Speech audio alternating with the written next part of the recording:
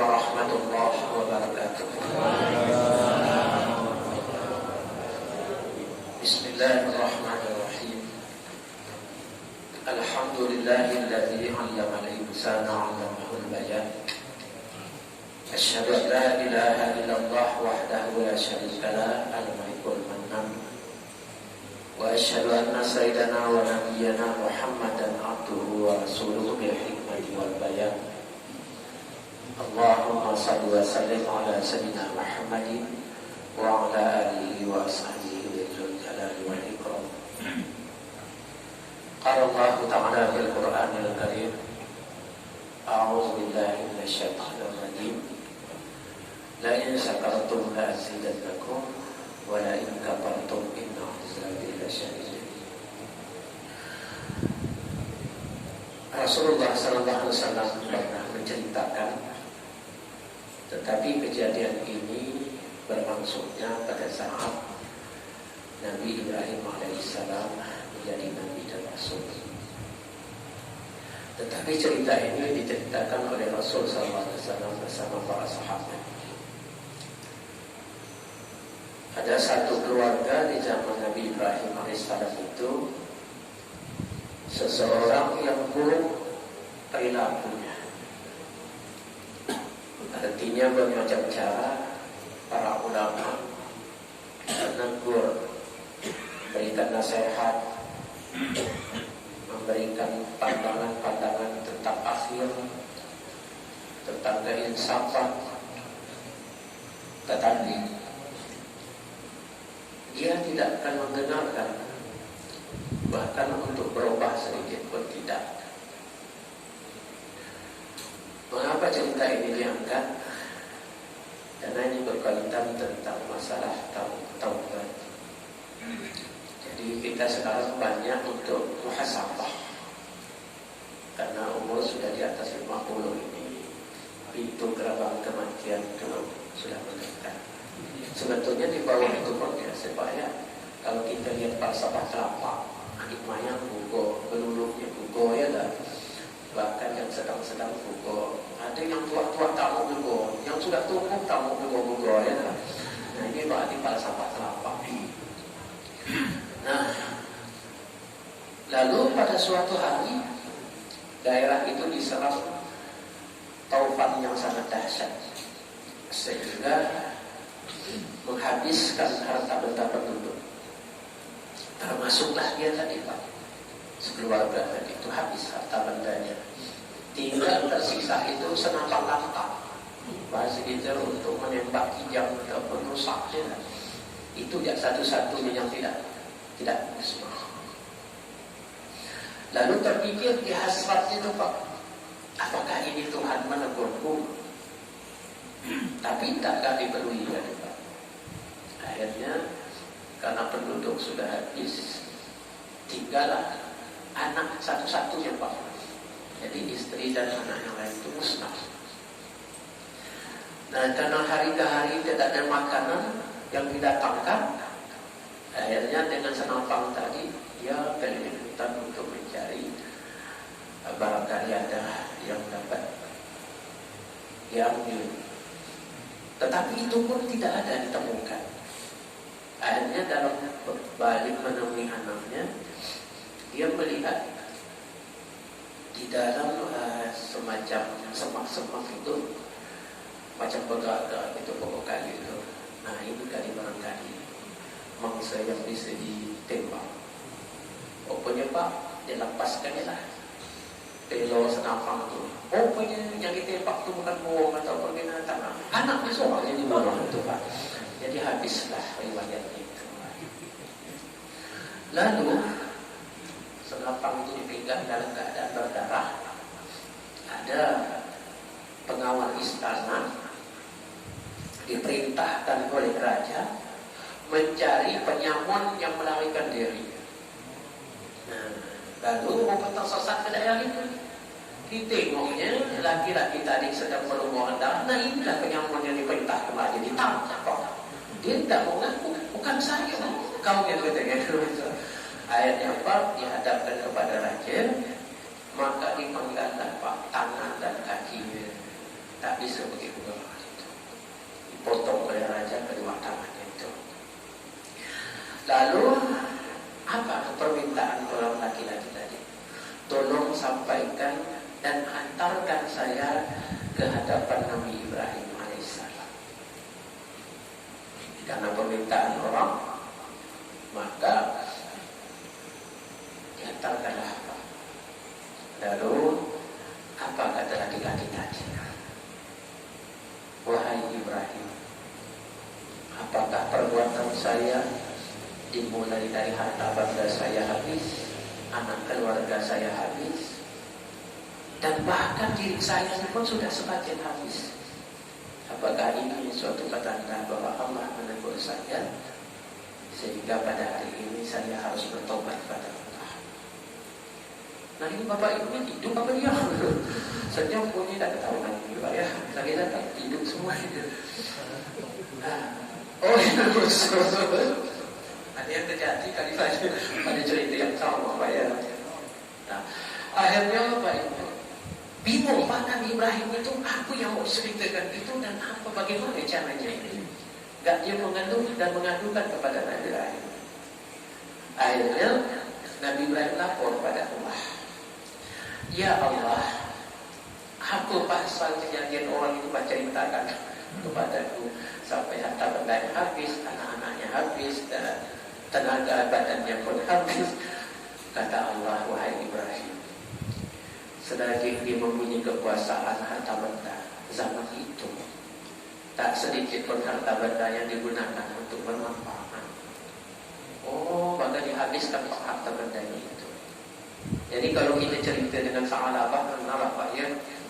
Karena Sa'alabah ini termasuk orang yang paling miskin seperti zaman Nabi itu. Walaupun sembahyangnya tak pernah tinggal. Nabi Allahu Akbar di belakang dia Allahu Akbar.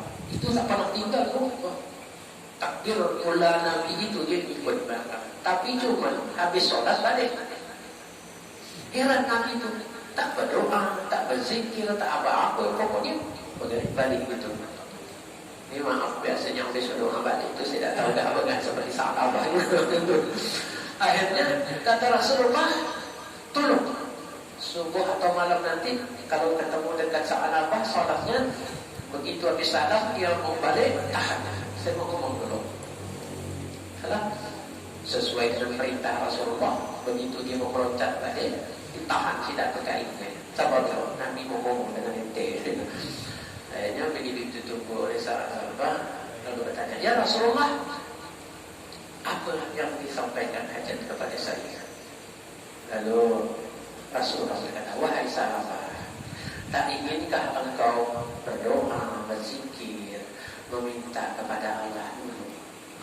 Ya Rasulullah, kalaulah saya lakukan hal yang itu tadi, nanti istriku akan kehabisan waktu. Karena istriku juga ingin sholat dan menggunakan kain yang kupakai ini. Masya Allah. Kalau kedengaran macam ini, mau ada sekarang mungkin ibu dah sedekah dengan kenanya. Oh gitu. Nah, ini je Rasulullah. Supaya aku dapat kain 2 lembar. Nah, doakan aku. Dan kalau tak ada yang 2 lembar, istriku rumah kan sholatnya dalam keadaan aman. Saya berdiri bisa berzikir dan berdoa. Apa dijawabnya sahabat Rasulullah? Cukup sahabat serba itu. Bayangkan Pak, 3 kali itu Pak dalam riwayat itu diminta doakan, cuma doa itu tak pakai hafal saya. Kalau itu hafal Pak bisa kayak dada gitu ya kan. Dikasih Rasulullah doa dan kemudian dikasih seekor kambing.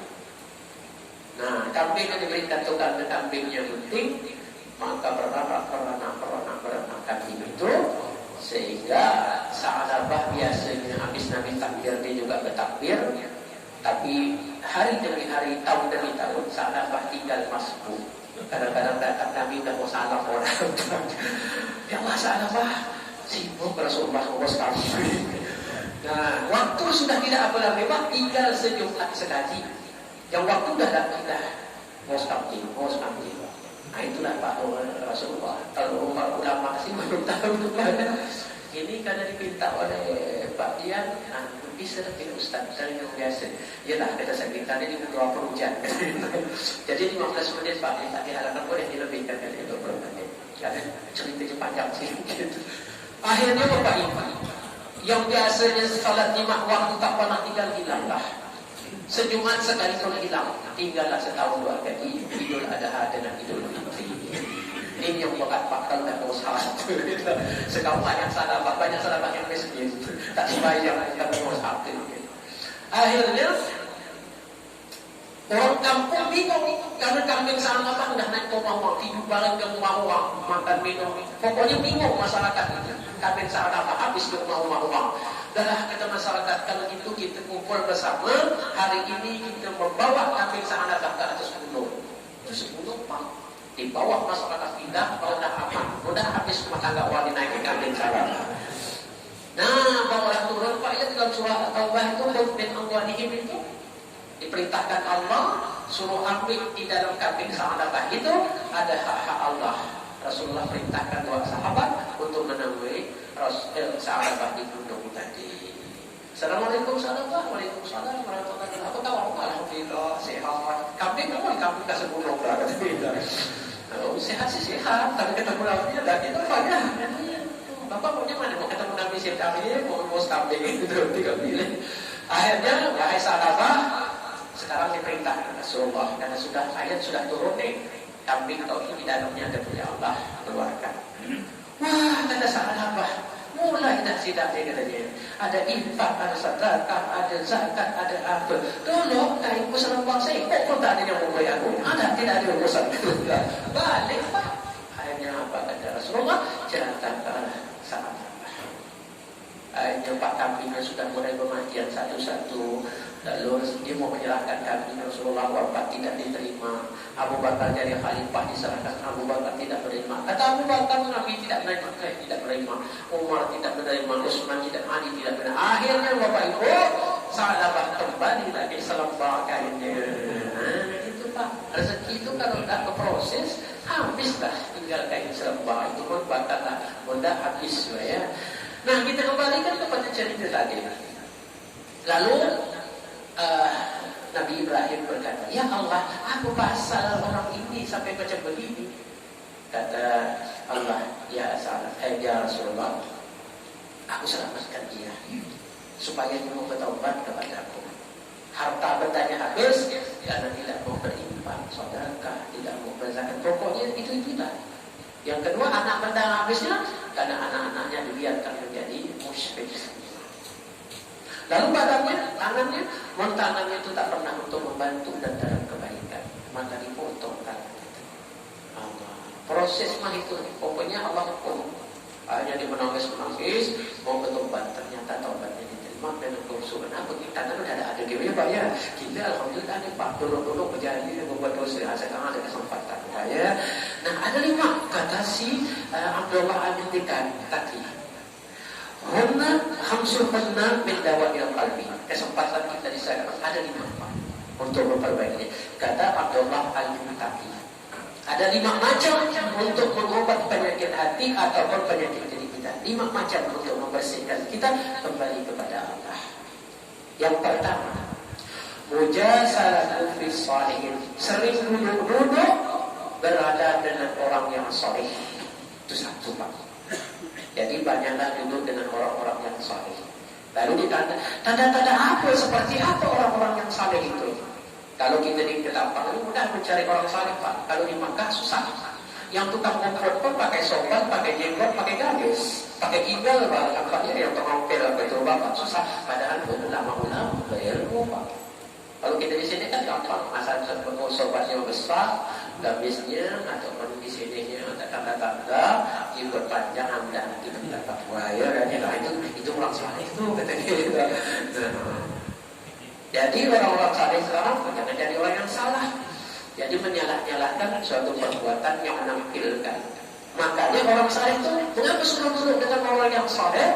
Karena saleh ini bagian dari an-nabiyyin wasyuhada wassalihin. Jadi orang-orang yang selalu didoakan bunyi doanya siddiqin, syuhada, salihin. Baru an-nabiyyin itu yang pertama. Ada 4 itu Pak. An-nabiyyin, siddiqin, syuhada, salihin. Berarti ada 4. Salihin itu orang-orang yang saleh, yang kita bisa minta fatwanya, yang bisa kita minta nasihatnya, yang bisa kita minta Pak, memberikan pencerahan lah ya Pak ya. Nah ini berarti sulit ini tepat ini, karena belum tentu yang berdiri menyampaikan ini soleh Pak. Ini yang dulu ini kan hafal Quran. Barangkali malamnya ada yang tak pakai tidur dari habis imsak sampai subuh ya, menjaga tokohnya kan gitu ya, jaga warung, jual minyak biasa gitu ya Pak ya. Semua tuh ada yang tak pakai tutup saya cerita cuma pokoknya jual barang dulu latihan malam. Tapi mau sampai mati seperti itu, mati datang ke pastikan ke kuburan. Banyak Pak orang yang tak tidur malam ya, menggunakan malam-malamnya itu. Nah, kemudian ada orang yang ahli baca Quran. Ini di tempat-tempat kita ini untuk Pak, tinggal kita minta nasihat satuannya. Itu untuk, maka diperintahkan oleh Abdullah tadi untuk mengobati penyakit kita. Maka kata Nabi, likul lidain dawa'an wa dawa'ul qalbi bizikrillah. Makanya mintalah kepada orang untuk menenangkan hati. Makanya dokter pun bingung. Kalau misalnya kita Pak, tolonglah Pak obat penyakit hati saya. Apa? Oh penyakit hati saya Pak takabur, sombong. Wah kata dokter, saya pun ada penyakit itu. Jadi dokter pun bingung bagaimana penyakit takabur, sombong, riya, sum'ah, tamak, serakah itu ada Pak. Semua termasuk penceramah kami ini kalau dari meja tahu ceramah tak apa. Ada kesempatan kan gitu Pak. Makanya hati kita itu menjadi luar biasa. Maka Bapak Ibu perlu kita garis bawahi, Allah akan menghukum dan menghisap kita di akhirat penyakit hati. Ada riaknya, ada sombongnya, ada takaburnya, ada sumahnya, ada serakahnya. Penyakitnya banyak dihalau malaikat di akhirat nanti. Tidak ada penyakit jasmani yang dihalau.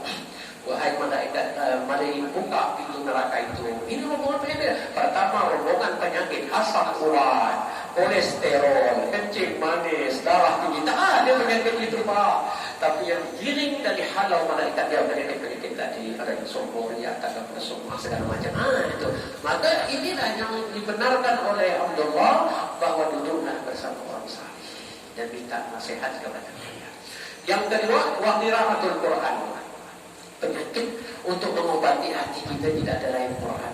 Kita kalau membaca Pak, buka hafid, ada kalimat Quran yang dibacakan, rasanya luar biasa hati kita ya. Nah, apalagi kita yang membaca Pak, mendengarkan saja kalimat Quran itu. Tidak salah kalau dikatakan Allah di dalam surah Al-Anfal itu. Kalau dibacakan ayat Allah itu gemetar di punya hati. Betul, gemetar kalimat Allah itu ya. Nah itu.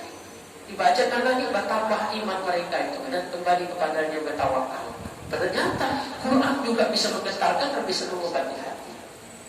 Nanti kita mohon, ya Allah, jadikan hatiku selalu cinta kepada baca.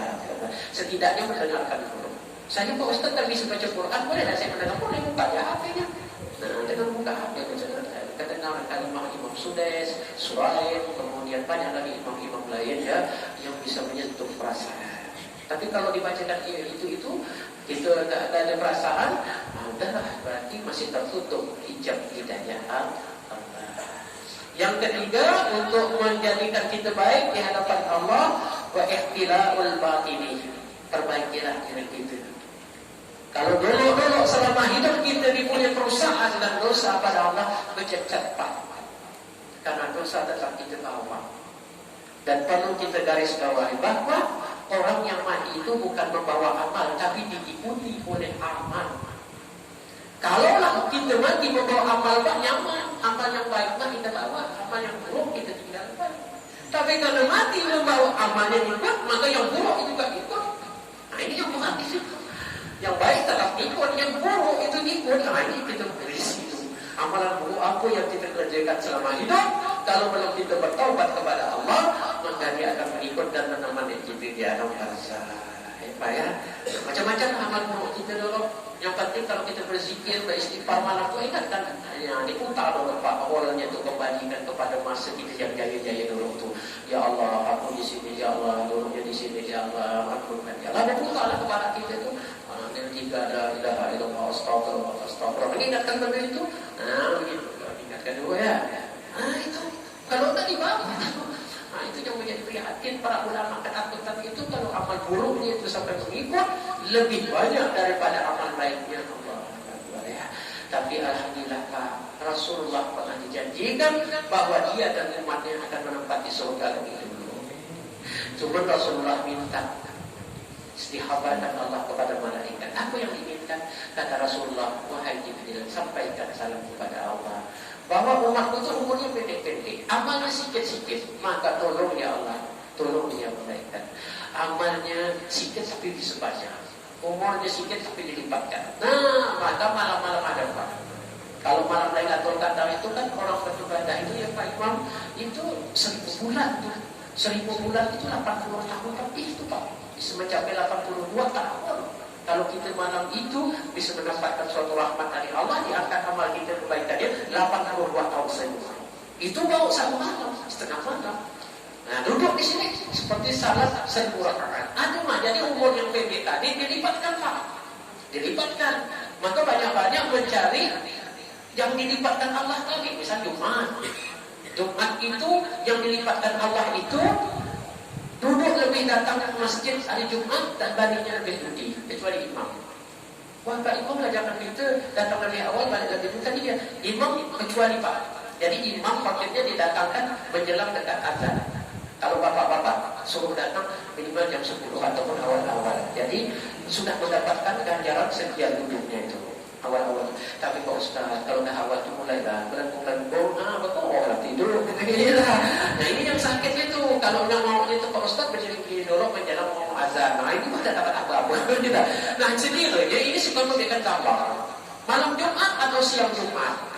Malam Jumat itu amalannya banyak dan dilipatkan itu malamnya itu. Tinggal pilih. Bapak mau di malam yang sebelum habis isya baca sebentar silakan. Malam silakan. Siangnya itu ada Pak.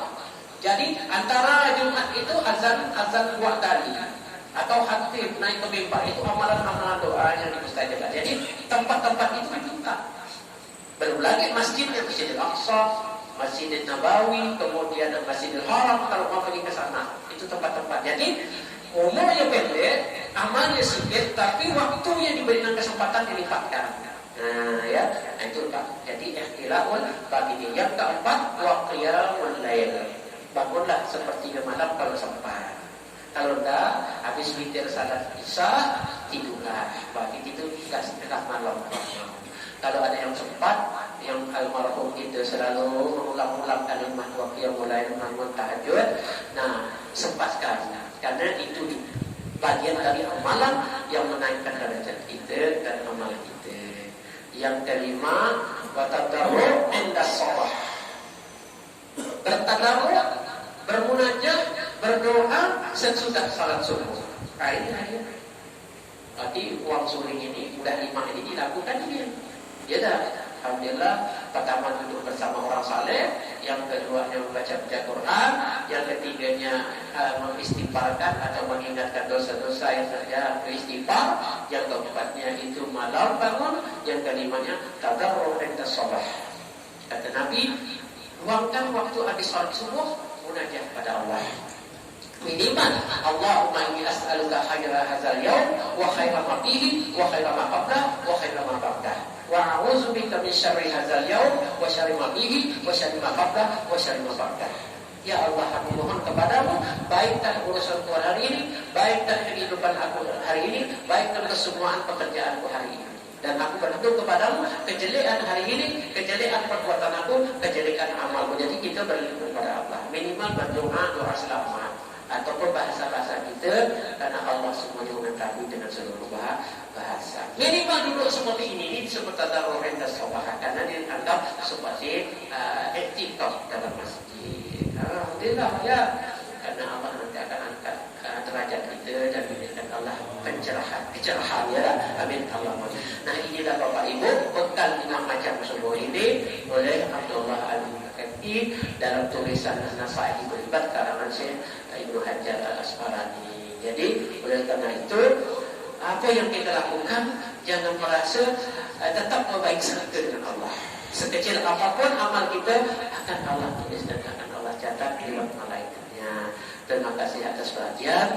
Apa yang saya sampaikan ini dikembalikan kepada pribadi. Semoga pribadi juga dapat mengamalkan dengan baik dan Bapak Ibu sekalian mendapatkan ilmu juga baik dan di hadapan Allah nanti kita bertemu dan berkumpul. Amin. Allah Allahumma amin. Terima kasih atas perhatian. Mohon maaf atas kekurangan. Wabillahi taufiq wal hidayah. Wassalamualaikum warahmatullahi wabarakatuh.